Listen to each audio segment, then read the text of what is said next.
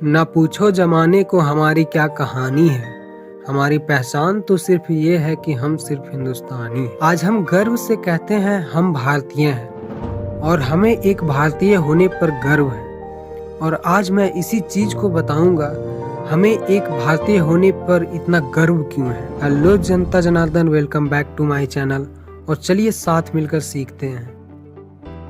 लाइवमेंट की एक रिपोर्ट में Cambridge historian Angus Mattson work की एक बात छपी थी, जिसमें उन्होंने बताया था सन 1700 में वर्ल्ड इनकम में 22.6% जीडीपी भागीदारी सिर्फ इंडिया निभाती थी, जो उस वक्त almostly equal to Europe GDP थी। और उस समय पूरे यूरोप की जीडीपी की बात करें तो वो 23.3% थी। और यही जब अंग्रेज भारत छोड़कर गए तब 1952 में भारत की जीडीपी हिस्सा सिर्फ 3.8% रह गई थी।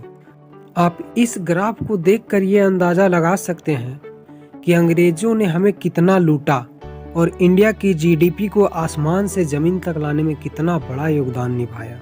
आप देख सकते हैं ग्राफ में शुरुआती समय में भारत की जीडीपी हिस्सा करीब 30% से भी ज्यादा थी। और इतनी बड़ी अर्थव्यवस्था की सबसे खास बात यह थी कि 30% जीडीपी हिस्सा केवल और केवल कृषि क्षेत्र से ही हासिल की गई थी।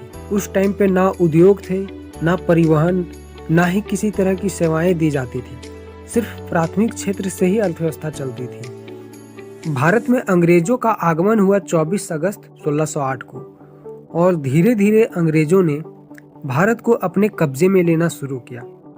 और 1857 की क्रांति के बाद पूर्ण रूप से अंग्रेज भारत को अपने अधीन कर लिया और 15 अगस्त 1947 तक अपने अधीन रखा। इसी अवधि में आप देख सकते हैं भारत की जीडीपी लड़खड़ाते हुए गिरती गई और 1700 में 22.6% वर्ल्ड इनकम में हिस्सा निभाने वाली जीडीपी 1947 आते आते 3% से भी कम हिस्सा निभाने लगी वर्ल्ड इनकम में। और 1947 के समय भारत की जीडीपी मात्र रह गई 2.7 लाख करोड़। देश की ऐसी स्थिति सिर्फ अंग्रेजों के आने के बाद हुआ। मतलब कि कितने बुरे तरीकों से अंग्रेजों ने देश को लूटा। अगर अंग्रेज भारत ना आए होते तो आज भारत का 1 रुपया अमेरिका के कई डॉलर के बराबर होता और ना ही इतना महंगाई बढ़ता। सारा दोष अंग्रेजों का है, ना कि भारत के किसी सरकार का। अंग्रेज जो भी करते सिर्फ अपने मतलब और फायदे के लिए करते। 16 अप्रैल 1853 में पहली बार इंडिया में जब ट्रेन चली, अंग्रेजों ने यदि रेल की स्थापना की तो सिर्फ अपने फायदों के लिए, ताकि भारत का कच्चा माल जल्दी से इंग्लैंड जा सके और वहां का बना हुआ सामान बिकने के लिए इंडिया आ सके। अंग्रेज सिर्फ अपने मतलब से भारत में थे और भारत को गुलाम बना कर रखा था। लेकिन आजादी के इस ईमानदार संघर्ष ने ईंट का जवाब पत्थर से दिया और अंततः 15 अगस्त 1947 को भारत को पूर्ण स्वतंत्रता दिलाई। आजादी के वक्त भारत की अर्थव्यवस्था और लड़खड़ाई हुई इसलिए थी क्योंकि 1939 से 1945 के बीच हुआ द्वितीय विश्व युद्ध, जिसने भारत के साथ पूरे वर्ल्ड को बर्बाद किया। और इसके जस्ट 2 वर्षों के बाद भारत को मिली आजादी, जिस वक्त भारत की जीडीपी 2.7 लाख करोड़ रह गई थी।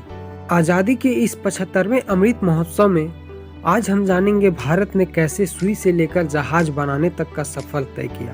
औपनिवेशिक विरासत से हमें क्या मिला और उन्हीं मिले हुए टुकड़ों से हमने 2024 तक 5 ट्रिलियन डॉलर करीब 4 लाख करोड़ इनकम का लक्ष्य रखा। एक समय था जब लाल बहादुर शास्त्री जी ने कम अनाज होने की वजह से हफ्ते में 1 दिन उपवास रखने की अपील की थी। और आज एक समय है जब 16 लाख टन गेहूं के निर्यात के लिए रजिस्ट्रेशन सर्टिफिकेट जारी किया। इन 75 सालों में हमने जो सुई बनाने से लेकर मंगल तक जाने का जो सफर तय किया है, उसकी एक झलक को समझते हैं। आजादी के बाद अर्थव्यवस्था के विकास क्रम को समझने के लिए इसे 2 कालखंडों में बांटा गया। पहला है उदारीकरण से पहले का दौर, 1991 से पहले। इस समय भारत की अर्थव्यवस्था सिर्फ कृषि और उद्योग पर टिकी थी। ये अर्थव्यवस्था की रीढ़ थी। और इसी दौर में इंदिरा गांधी द्वारा 1969 में 14 बैंकों का राष्ट्रीयकरण किया गया। इस समय माना जाता था प्राइवेट सेक्टर सिर्फ मुनाफा कमाना चाहते थे, इसलिए सभी काम सरकार के हैंड में रहता। इसी काल में हरित क्रांति और श्वेत क्रांति देखने को मिला, जिसने भारत की अर्थव्यवस्था को ही बदल दिया। ये उस समय की बहुत बड़ी उपलब्धियां थी। विश्व स्तरीय IITS, IAIMS की स्थापना अहम कदम था।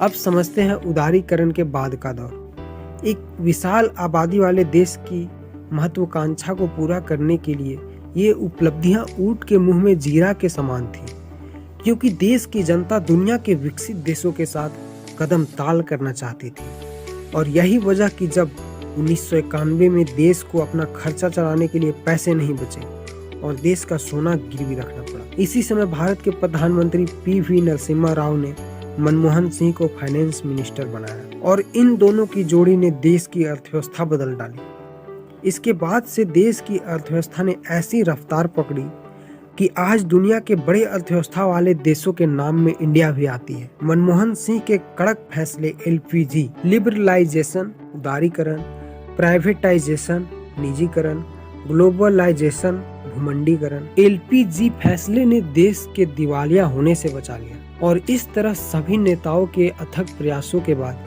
चाहे वो पंडित जवाहरलाल नेहरू हो, लाल बहादुर शास्त्री हो, इंदिरा गांधी, राजीव गांधी, अटल बिहारी वाजपेयी, मनमोहन सिंह, नरेंद्र मोदी और कई राजनीतिक ईमानदार नेताओं के बड़े फैसले ने आज औपनिवेशिक विरासत में मिली 2.7 लाख करोड़ की GDP को 147 लाख करोड़ तक लाया। भारत को सुई से लेकर शिक्षा के क्षेत्र में, औद्योगिक के क्षेत्र में, विदेशी व्यापार में, व्यावसायिक संरचना में, आधारिक संरचना में, सब में आसमान तक पहुंचाया। और आज इसीलिए मुझे एक भारतीय होने पर गर्व है। उम्मीद है वीडियो आपको अच्छी लगी हो। वीडियो अच्छी लगी हो तो प्लीज़ वीडियो को लाइक कर देना, चैनल को सब्सक्राइब कर देना, क्योंकि आपके एक लाइक सब्सक्राइब से मुझे बहुत ज़्यादा मोटिवेशन मिलती है। तो मिलते हैं नेक्स्ट वीडियो में, तब तक के लिए धन्यवाद। जय हिंद, जय भारत, राष्ट्र हित परमो धर्म।